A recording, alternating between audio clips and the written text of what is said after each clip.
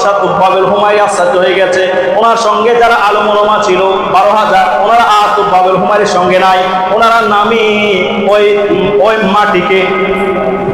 ওই মাটিকে পরীক্ষা করা শুরু করে দিয়েছে, মাটি যাচাই বাছাই করে শুরু করে দিয়েছে, মাটির গ্রাম নেওয়া শুরু করে দিয়েছে। বাদশা বলে যে ব্যাপার কি, এত জায়গায় সফর করেছি, পৃথিবীর প্রায় জায়গায় সফর করেছি, আমার রাজ্যের বিশাল অংশ সফর করেছি, তোমরা মাটি নিয়ে এরকম পাগল হতো তোমার আর কখনো দেখি নাই, আজকে ব্যাপার কি, তোমরা এই মাটি নিয়ে কি হয়ে গেছে কেমন?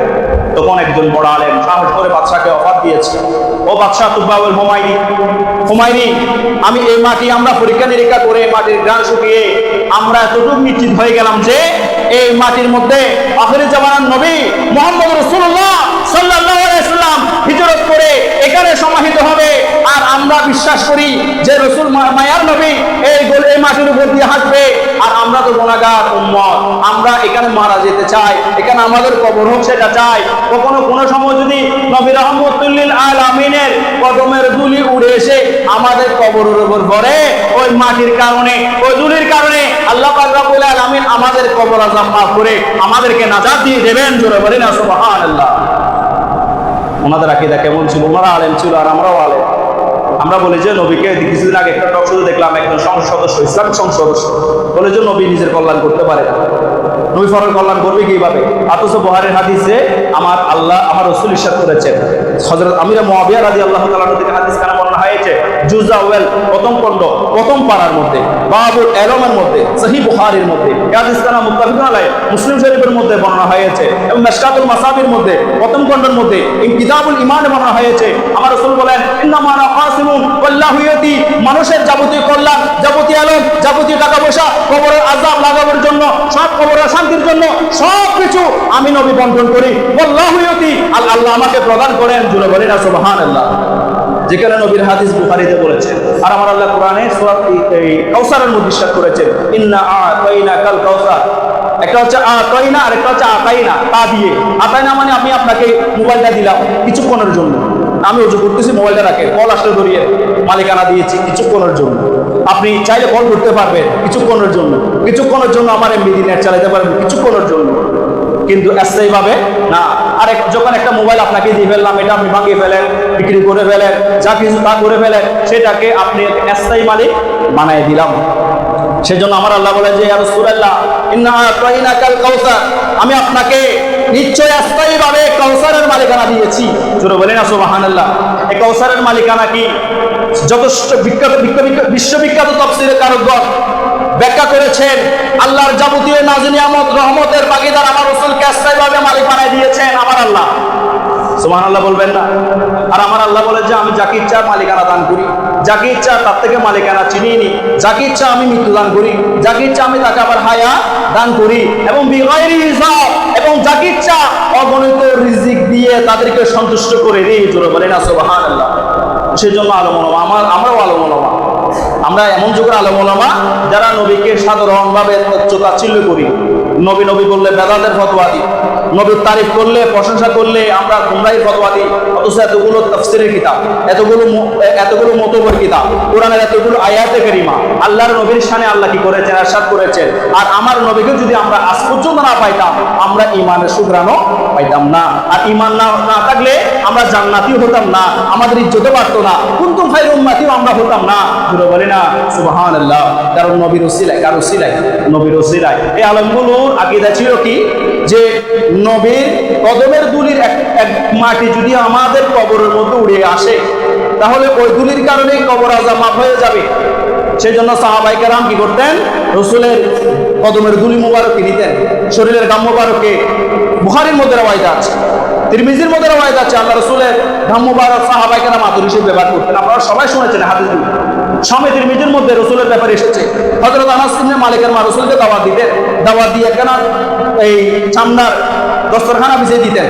আল্লাহ রাসূল দুপুরে খাইরুলা, ওই যে খাইরা লুড়ি যাও, খাই লুটো, খাই আমাদের চিনাঙ্গা ভাষা একটা গিয়েছিল, অর্থাৎ খাই লুড়ি যাও, এটা আরবি শব্দ।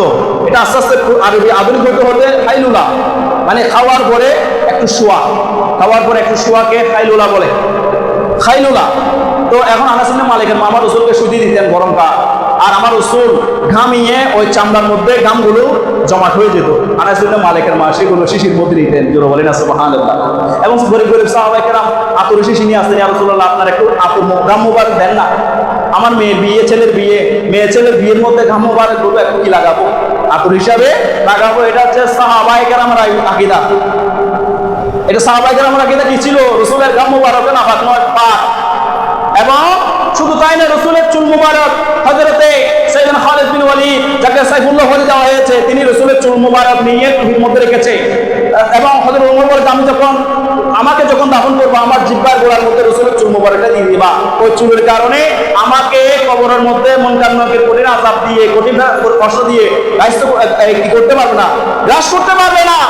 এটা ছিল সাহাবায়ে কেরামের আকীদা। আর আমরা রাসূলকে তাচ্ছিল্য আমার মতো মনে করি। আর ওই ওই ওই ব্যক্তিদের কথা শুনে ওই তুব্বাবুল হুমায়দি বলল, এটা তো বড় খুশির খবর। তুব্বাবুল হুমায়দি বলল, আমি তো বলে যে কখন আসবে, বলে যে কখন আসবে জানি না, তবে শেষ জমানার নবী এই ভূমির মধ্যে হিজরত করবেন। তুব্বাবুল হুমায়দি 200 খানা ঘর বানিয়েছেন, একখানা 2 তলা ঘর বানিয়েছেন আলাদাভাবে। বড় আলেমকে ওই ঘরের মালিকানা দলিল বুঝিয়ে দিয়েছেন, বলল যে ও আলেম, এই ঘরটা আমি শেষ জমানার নবী মুহাম্মদ রাসূলুল্লাহর জন্য বরাদ্দ করে দিলাম, ওনার জন্য স্পেশাল ভাবে তৈরি করে দিলাম। এবং একটা চিঠি লিখে দিল, চিঠিখানা ওনার হাতে পৌঁছে দিবা, তোমার বংশধরকে ওসিয়ত করে যাবা। চিঠি ছিল, তুব্বাবুল হুমায়দি আপনাকে সালাম দিচ্ছি, ইয়া রাসূলুল্লাহ, আমি শুনেছি আপনি শেষ জমানায় আসবেন নবী হিসাবে, এবং এই স্থানের মধ্যে আপনার সমাধি হবে, এই স্থানের মধ্যে আপনি হিজরত করবে। আমি তুব্বাবুল হুমায়দি আগে থেকে আপনার উপর ঈমান আনাইন বললাম, জোরে বলেন না সুবহানাল্লাহ। অথচ নবী আসার পরও আমরা বিশ্বাস করতে পারি না, ঈমান আনতে পারি না, নবীর প্রতি আমরা মহব্বত তাজিম দেখাতে পারি না। আর তুব্বাবুল হুমায়দি 1000 বছর আগে ঈমান এনে ওনার মহব্বত প্রমাণ করেছেন। উনি টাকা পয়সা খরচ করে রাসূলের জন্য বাড়ি করেছেন রাসূলের আগমনে। আর রাসূলের আগমনে যদি আমরা একটু খরচ করি, আমাদেরকে বলা হয় অবশ্যই করেছি, আমাদেরকে বলা হয় 200 বছর 1000 বছর একটা ঘর তো কি থাকে না, তখনকার যুগের ঘরগুলোতে আসতে হয় না, এটা তো ভেঙে যাবে। জানার পরও আকীদা ছিল রাসূলের জন্য করেছি, ইন্নামাল আমালু বিন্নিয়াত, যে সহিহ বুখারীর প্রথম হাদিস, যে প্রত্যেকটা কর্ম নিয়তের উপর নির্ভরশীল। যখন নিয়ত করে ফেলে আল্লাহ সঙ্গে সঙ্গে ওই নিয়ত কবুল করে ফেলে। ওইটা ছিল আকীদা। তখন ওই তুব্বাবুল হুমায়দি দিয়ে গেলেন। ঠিকই আমার রাসূল যখন মদিনা মুনাওয়ারা থেকে হিজরত করলেন 1000 বছর পরে, 1000 বছর এই চিঠিখানা, এই ঘরখানা মালিকানা হযরত আবু আইয়ুব আনসারী রাদিয়াল্লাহু তাআলা আনহুর হাতের মধ্যে ন্যস্ত হলো। চিঠিখানা কি হলো 1000 বছর ধাপে ধাপে বংশ পরম্পরায় একজনের হাত থেকে আরেকজনে। তখন রাসূল যখন চতুর্দিকে খবর ছড়িয়ে হলো রাসূল মদিনায় আসতেছে, নারী পুরুষ আবাল বৃদ্ধ সবাই রাসূলের আগমনে তারা বের হয়ে গিয়েছে, কেউ খেজুর গাছের উপরে। আর সবাই বলতেছেন, একসঙ্গে তিলাওয়াত করতেছেন, তালাল বাদরু আলাইনা মিন সানিয়াতিল বালা ওয়াজাবা শুকরু আলাইনা মাদা লিল্লাহি দা। একটু শুরু দেখেন, আমার রাসূল আগমন করছে, তারা বলতেছেন তালাল বাদরু আলাইনা, ওই পূর্ণিমার চাঁদ উদিত হয়েছে কোথায়, ওই আসমানে। তালাল বাদরু আলাইনা মিন সানিয়াতিল বালা, ওয়াদা পাহাড়ের চূড়ার মধ্যে। আর আমাদের উপর ওয়াজিব হয়ে গেল ওই নবীর আগমনে, ওই নবীকে পেয়ে শুকরিয়া আদায় করা, জোরে বলেন না সুবহানাল্লাহ। এটা ছিল আনসার মুহাজিরদের সাহাবীদের আকীদা। এবং আমার রাসূলকে পেয়ে, আমার রাসূলকে সবাই বলে, ইয়া রাসূলুল্লাহ আমার ঘরে থাকুন, আমার ঘরে থাকুন। আমার রাসূল বলে যে আমার উটের রশি ছেড়ে দাও, আমার উট যে ঘরের সামনে গিয়ে দাঁড়াবে, আমি মুহাম্মদ রাসূলুল্লাহ সেই ঘরের মধ্যে অবস্থান করব। আমার রাসূলের উট ছেড়ে দেওয়া হলো। সাহাবায়ে কেরাম যেটার ঘরের সামনে আসতেছে সেটা মনে মনে প্রার্থনা করতেছে, ফরিয়াদ করতেছে, আল্লাহ এই উটকে আমার ঘরের সামনে বসায় দাও। কিন্তু উট বসে না, সাহাবীর মন ভেঙে যায়। আর এরপর আরেকটা ঘর, এরপর একটা ঘর, শেষ পর্যন্ত ওই হযরত আবু আইয়ুব আনসারী রাদিয়াল্লাহু তাআলা আনহুর ঘরের সামনে গিয়ে উটখানা বসে গেল। বসে যাওয়ার পর আমার রাসূল আবু আইয়ুব আনসারীকে ডাকলো, ও আবু আইয়ুব আনসারী, চিঠিখানা কই? এখানে 1000 বছর আগে আমার রাসূল কেমনে জানে? সেজন্য আমার রাসূলকে আল্লাহ পাক রব্বুল আলামিন কোরআনে ইরশাদ করেছেন, ইয়া রাসূলুল্লাহ আমি আপনাকে অবতীর্ণ করেছি শাহিদাও, সাক্ষীদাতা হিসাবে, অবলোকনকারী হিসাবে। আপনি তো অবলোকন করেছেন সূচনার শুরু থেকে।